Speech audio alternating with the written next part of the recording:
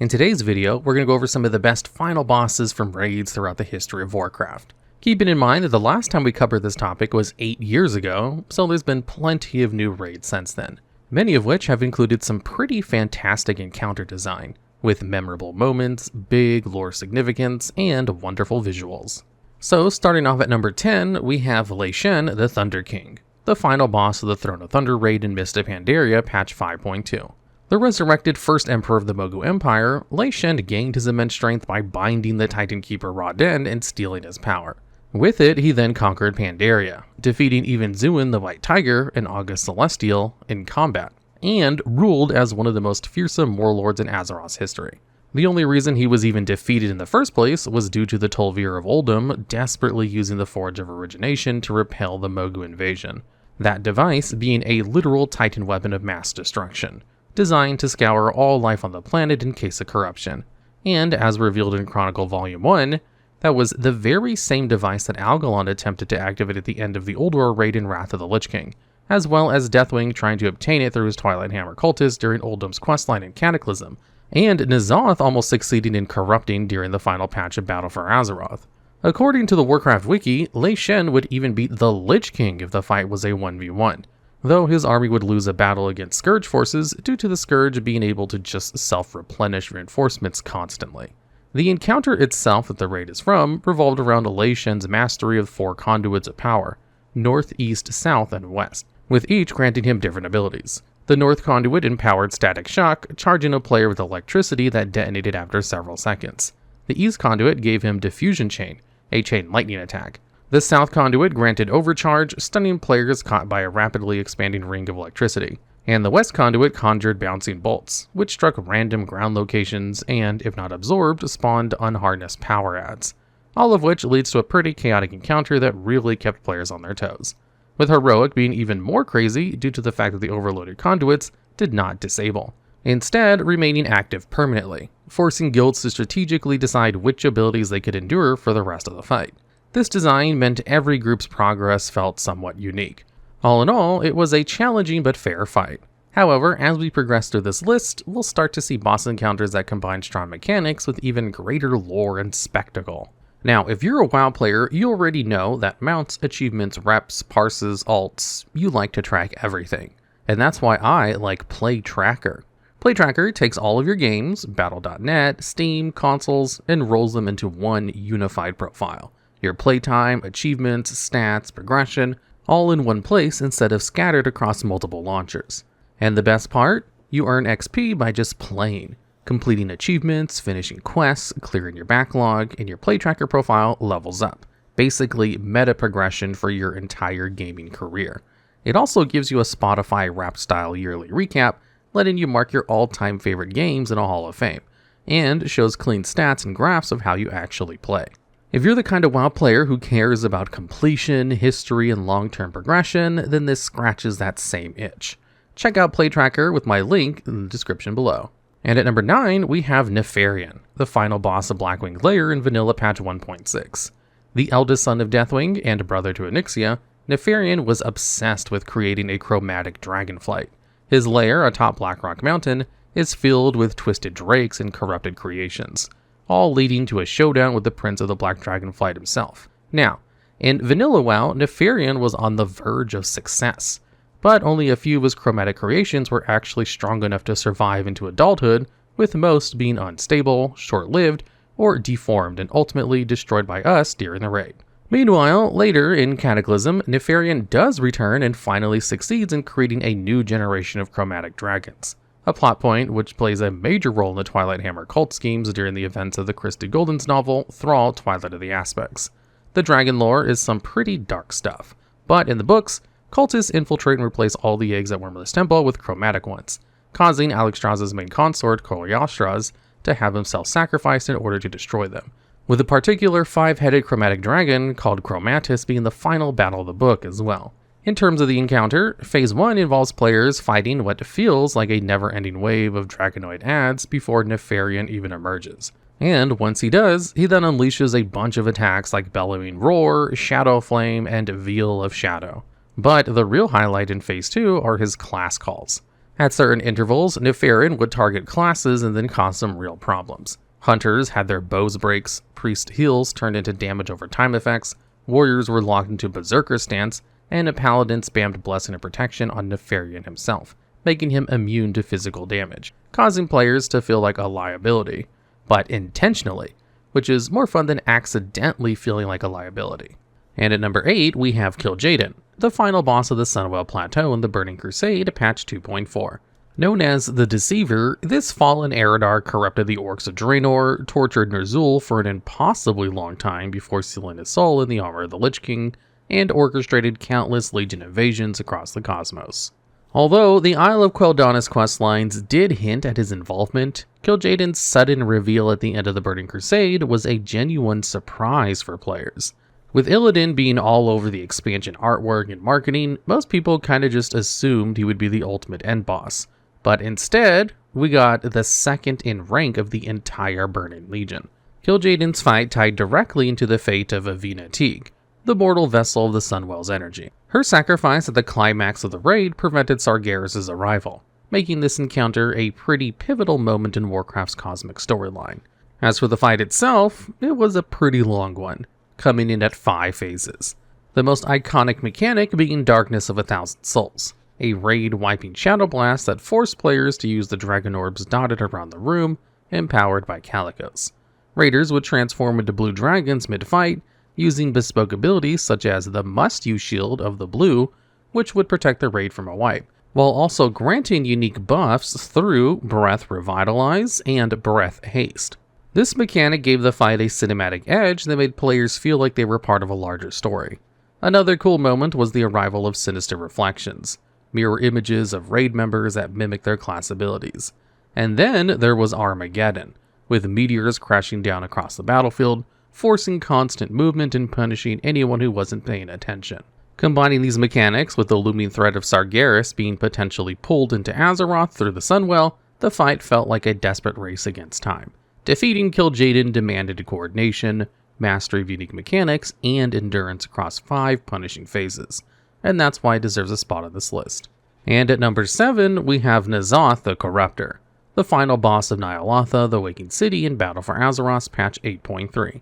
N'Zoth was one of the original 4 old gods who landed on Azeroth in its primordial ages, revealed to have been imprisoned deep beneath the ocean by the Titans only at the end of the previous raid. For most of Warcraft's history, he was the elusive one, tied to the Emerald Nightmare and responsible for Neltharion's corruption, but never actually seen outside of the legendary card in Hearthstone, which was a completely separate game. His eventual release during the Fourth War therefore made Ny'alotha a culmination of years of foreshadowing, whereas Y'Shaarj was already defeated by the Titans way before any of us existed. Fighting N'Zoth was pretty much on every single Warcraft player's bucket list. Lore-wise, N'Zoth was the master manipulator amongst the old gods.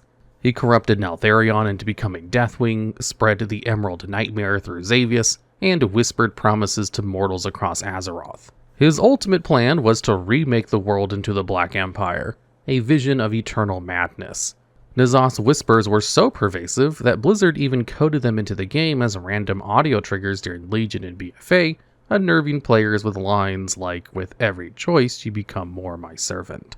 The fight itself included some fairly unique mechanics, the big one being sanity. Much like horrific visions, players had a sanity bar that drained when exposed to N'Zoth's attacks or standing too close to allies afflicted with paranoia. Losing all sanity meant mind control, effectively turning you against your raid. On top of that, the battle also shifted between the mind realm and the normal realm, with players dividing into N'Zoth's psyche before returning to reality, creating a surreal, dreamlike quality that matched his lore as a master of corruption and illusion, calling back thematically to previous Old God fights as well, which was always a bonus. Overall, the ending cinematic was a bit of an anticlimax, but N'Zoth's reveal, the atmospheric nature of the fight, and the complexity of its design all contributed towards N'Zoth being particularly memorable. And at number 6, we have Dimensius the All-Devouring, the final boss of the Manaforge Omega in the War Within patch 11.2. Dimensius is a Void Lord, first introduced all the way back in the Burning Crusade during the Netherstorm questlines. At the time, he was nothing more than just a name kind of mentioned in order to provide some backstory to the Ethereals. Originally a race called the Kereshi on a planet called Koresh, Dimensius invaded their world, opened countless gateways to the void, and bathed the planet in dark energies. In an attempt to protect their world and world soul, the Kereshi created the big magical domes, but these emitted intense radiation which caused the Kereshi's people's skins to basically disintegrate, after which they were forced to start wrapping their forms in cloth bindings. But fast forward to the war within, and Blizzard finally brought Dimensius front and center as a raid boss, essentially playing off of nearly 2 decades of foreshadowing. Dimensius practically embodies the destructive hunger of the void, consuming entire realities and leaving nothing but emptiness behind. His return ties directly into the broader cosmic narrative of Warcraft, where the Void Lords and the Old God Servants have long sought to unravel the Titan's ordered universe. The fight had a few standout mechanics, the most iconic being the reality collapse. The battlefield fractures into shards of different dimensions, forcing players to fight across shifting platforms while avoiding being consumed by the void. On top of that, there is Cosmic Devourer, a mechanic where Dimensius attempts to erase entire sections of the raid, requiring players to stabilize a dimension. And then there's the visual spectacle of it all. The fight is filled with cinematic transitions, particle effects, and void storms tearing through the arena. To be honest, the only reason Dimensius doesn't rank higher in this list is because of how new the encounter is. But I don't think it's incorrect to say that this is the most visually stunning and cinematic raid boss that Blizzard has created thus far. And at number 5, we have Fyrakk the Blazing, the final boss of Yggdrasil, the Dream's Hope in Dragonflight patch 10.2. One of the prime incarnates, Fyrakk embodies fire itself, but his hunger for power drove him to embrace the corrupting forces of Shadowflame. Armed with the legendary axe Fyrlath, the Dreamrender, he sought to twist Yggdrasil into a weapon of annihilation, burning Azeroth to ash and making it in his own image. Lore-wise, Fyrakk's battle ties directly into the fate of the Kaldorei souls bound within Yggdrasil's seat. These spirits, gathered by Elune and the Winter Queen after the burning of Tedrassil and Shadowlands, nurtured the seed's growth and resisted Fyrakk's corruption, making the encounter a symbolic struggle for the rebirth of the Night Elves and the preservation of their New World Tree. His defeat culminated in a cinematic where the dragon aspects regain their full power, closing the Dragonflight saga with renewal and hope, which is pretty nice, considering the dragons have been having a pretty awful time for several millennia.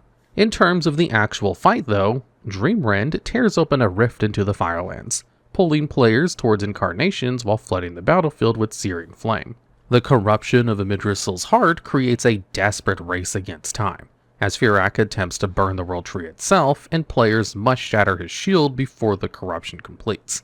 The encounter also features Seeds of Yggdrasil, which players can carry and bloom into protective shields, turning the spirits of the tree into active allies. And in the final stage, Fyrakk unleashes his devastating Apocalypse Roar, a raid-wide blast that embodies the overwhelming power of Shadowflame. Fyrakk's finale is punishing, cinematic, and deeply tied to the lore of both the Kaldorei and the dragons, a complete culmination of Dragonflight's narrative arc. This fight's pacing does kind of let it down a little bit, but its atmosphere and story significantly still makes it one of the most memorable raid bosses Blizzard has designed. And at number 4, we have Sire Denathrius, the final boss of Castle Nathra in the Shadowlands patch 9.0. Denathrius was one of the Eternal Ones, forged by the First Ones and the creator of the Venthyr.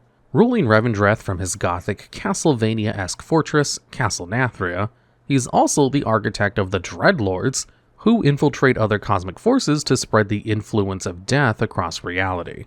Our previous understanding was that they were spies for the Burning Legion, but unfortunately Shadowlands went ahead and recontextualized a lot of stuff. Extremely charismatic, Denathrius presented himself as the Redeemer of Souls, but in truth he was corrupted by the very sins his realm was meant to punish.